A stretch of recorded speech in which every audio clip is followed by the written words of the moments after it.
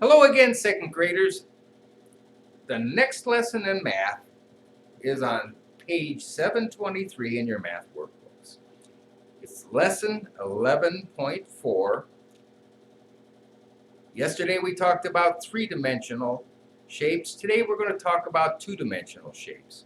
And in this lesson, you're going to really be calling upon that vocabulary. How important understanding what each one of those terms means to understand how to get through this lesson. So if you get confused about something, go back and look at those vocabulary words, get firmed up on those definitions. On page 723, the first thing it asks you to do is to use a roller, and it doesn't have to be a roller, it could be anything that's got a straight edge on it, and draw a shape with three straight sides. So, a shape, not just three lines, it's got to be a shape. And hopefully you know that a shape that has three straight sides is going to look like this.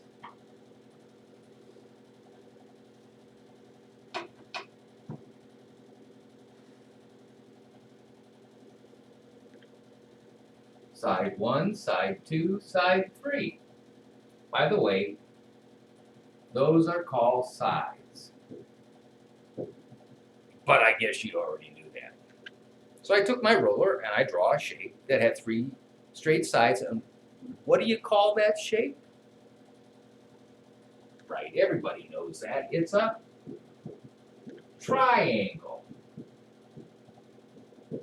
Remember, we talked about the prefix of that word tri means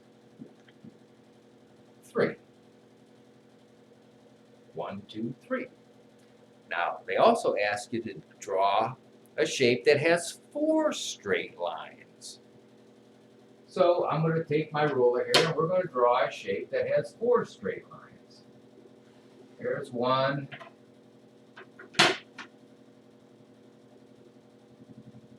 There's two. There's three.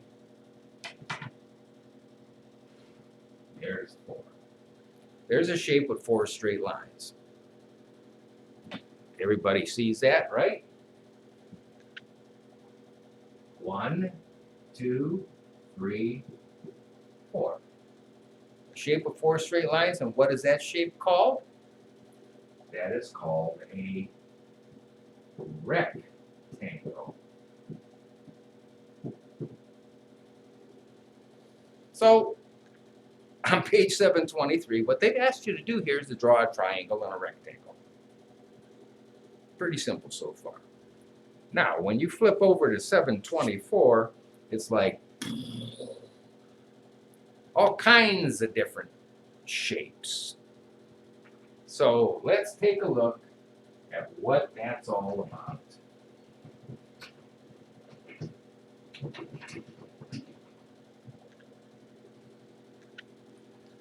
You can count sides and vertices. Now there's another one of your vocabulary words, a vertex. A vertex is where two lines come together. When the two lines come together, that point is called a vertex.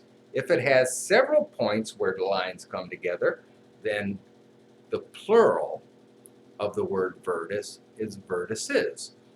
More than one point where lines come together. So, looking at count the sides and the vertices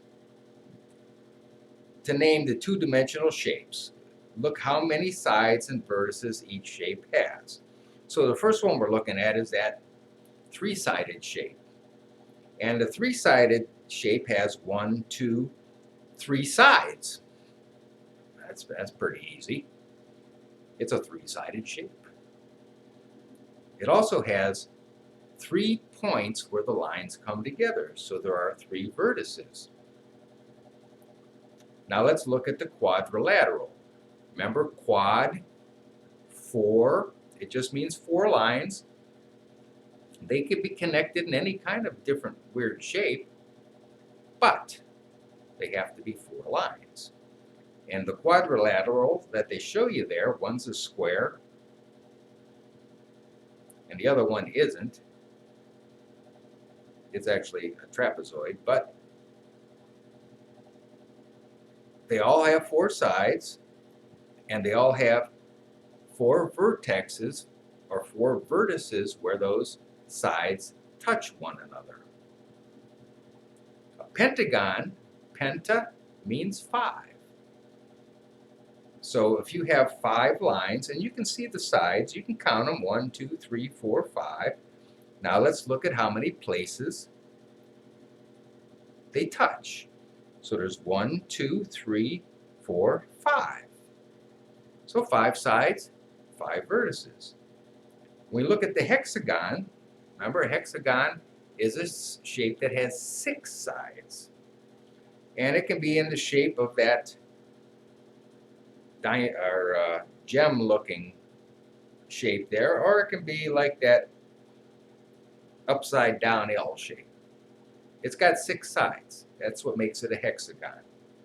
So there's 1, 2, 3, 4, 5, 6 sides, and 1, 2, 3, 4, 5, 6, 2, 3, 4, 5, 6.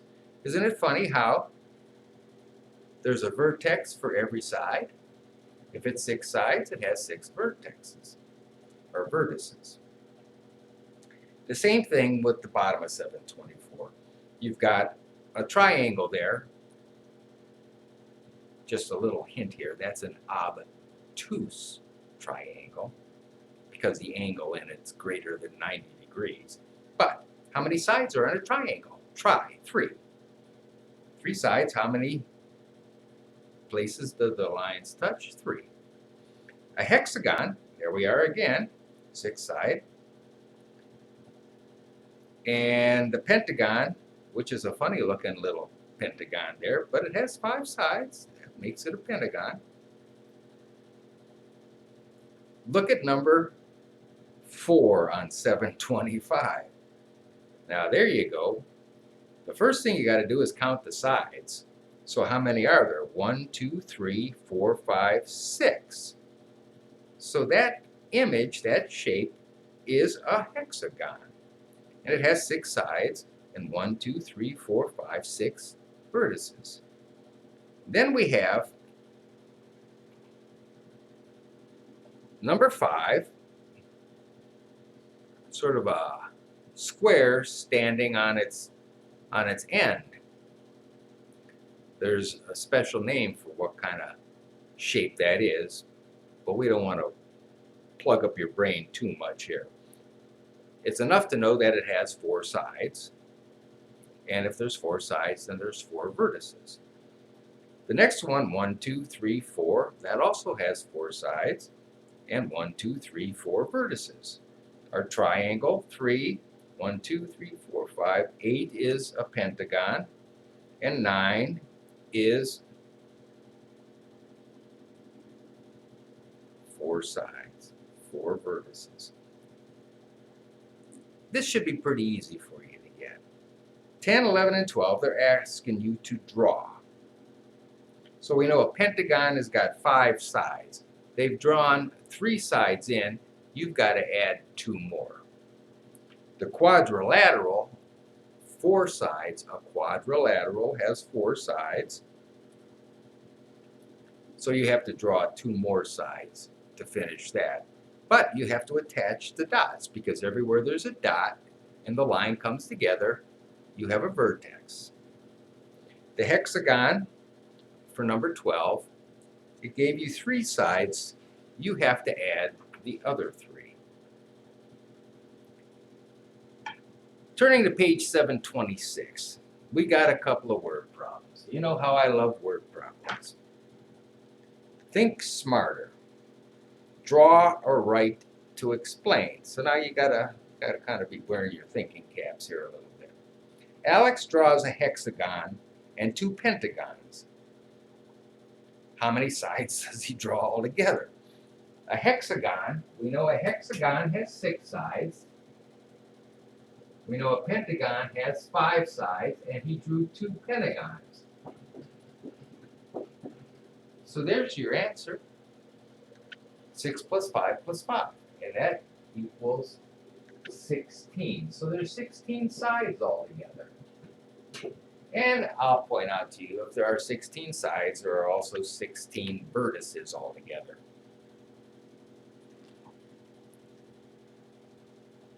Mathematical practice. Use diagrams for number 14. Let's see what they're asking you to figure out there. Ed draws a shape that has 4 sides. Okay, that can be a square, that can be quadrilateral, it can be a rectangle, 4 sides. Oh, it's not a square. Okay. And it's not a rectangle. Okay. Draw a shape that could be edge shape. So now what we want to do is we want to draw a quadrilateral. They've ruled out square. Can't use a square. We can't use a rectangle. But it's got to have 4 sides. So how about we do a shape like that? It's got 4 sides. 1, 2, 3, 4.